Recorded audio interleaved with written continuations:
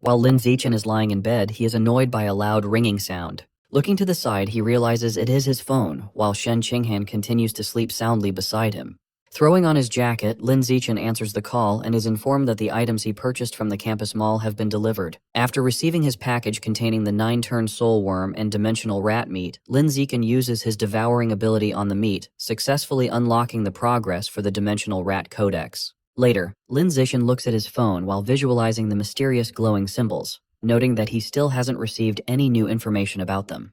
He tells a now-awake Shen Qinghan that he plans to go to the Research Institute himself to look for the ancient item Liu Chuanwu mentioned. Shen Qinghan eagerly volunteers to go with him. Lin Zichen then calls Liu Chuanwu. He asks for permission to visit the institute with Shen Qinghan and inquires if Liu Chuanwu has found the ancient item yet. On the other end of the line, an exhausted Liu Chuanwu sits on a bed covered in lipstick marks alongside sleeping women. He tells Lin Zichen that the item might be in the storage room and instructs him to look for a pearl and shell bracelet with his senior sister. Suddenly, his female companions wake up and playfully pull him back down, demanding he continue partying. A panicked Liu Chuanwu hastily tells Lin Zichen he is busy and hangs up.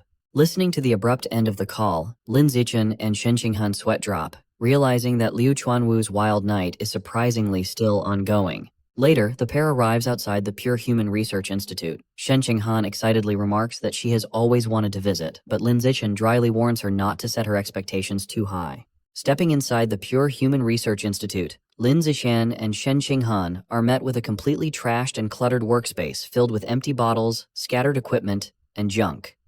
They remark that the messy environment feels more like an abandoned ruin than a school facility. Shen Qinghan kindly offers to come back and help clean the place up when she has free time. Lin Zichen quickly advises against it, joking that cleaning would destroy the institute's unique character. Entering the lounge area, they are surprised to find Yuyan in the middle of a complex yoga stretch on a mat. Noticing their arrival, Yuyan cheerfully greets them without breaking her athletic pose. Yuyan immediately jumps up to welcome them, enthusiastically trapping a flustered Shen Qinghan in a busty bear hug while throwing her other arm around Lin Zichen. She playfully teases them about being a perfect couple, prompting an awkward Lin Zichen to ask her to stop teasing his embarrassed girlfriend. Ignoring his request, Yuyan continues to affectionately smother Shen Qinghan, declaring they need to get properly acquainted since it is their first meeting, and complimenting how much prettier she is in person. Crossing his arms, Lin Zichen firmly redirects the conversation, reminding Yuyan that they are there on serious business. Standing amidst the severely cluttered storage room, Lin Zichen asks Yuyan if she recalls seeing the pearl and shell bracelet that Liu Chuanwu mentioned.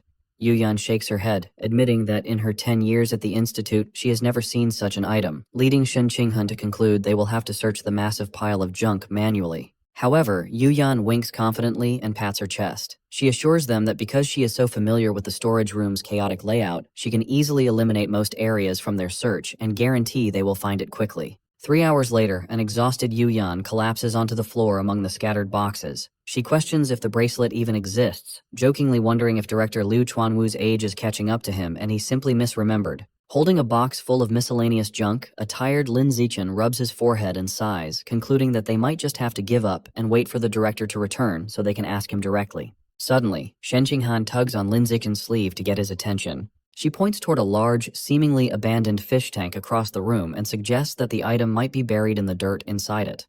The trio gathers around the massive tank filled with dark gravel. When Lin Zichen asks why she thinks the bracelet is in there, Shen Qinghan admits she cannot logically explain it.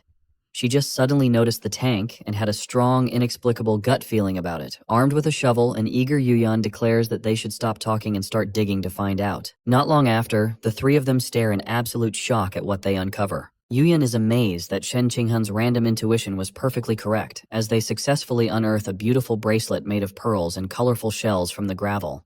Holding the newly discovered bracelet, Lin Zichen closely examines the markings carved into the shells. He realizes that the patterns perfectly match the style of the mysterious glowing water symbols Shen Qinghan had produced. A tired and disheveled Liu Chuanwu finally arrives at the institute and sees that they have already found the item. Lin Zichen immediately questions him about the bracelet's origin. Sweating slightly, Liu Chuanwu explains that he has to go back 20 years to a deep-sea expedition to answer that. He recounts that 2 decades ago, while exploring the ocean floor near Double Sun Bay in Shanghai City, he accidentally stumbled upon an entrance to ancient, sunken ruins. He explains that upon entering a cave within the ruins, he found a single, massive mural carved into the stone, depicting a central goddess-like figure emerging from a shell, surrounded by dragons and mermaids. He concludes his story by revealing that he discovered the pearl and shell bracelet resting on a stone right next to that very mural. Yuyan and Lin Zichen stare at a static-filled laptop screen. Yuyan asks Liu Chuanwu if that is all the footage and why he didn't record the rest of his discovery.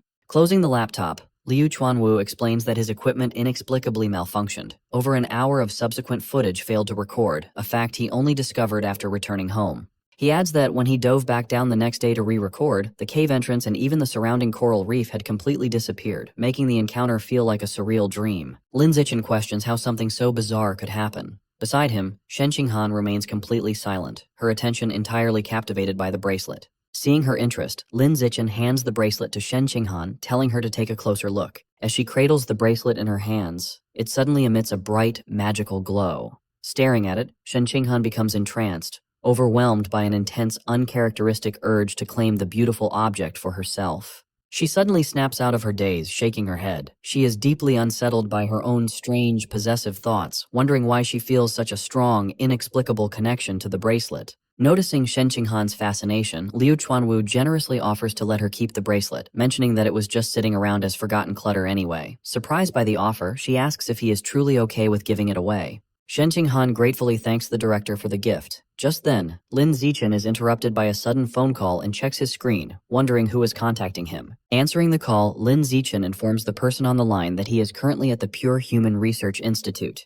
He listens quietly to the caller before calmly acknowledging the information. Lowering his phone, Lin Zichen smiles knowingly to himself. He internally notes that the major opportunity or event he had been anticipating has finally arrived.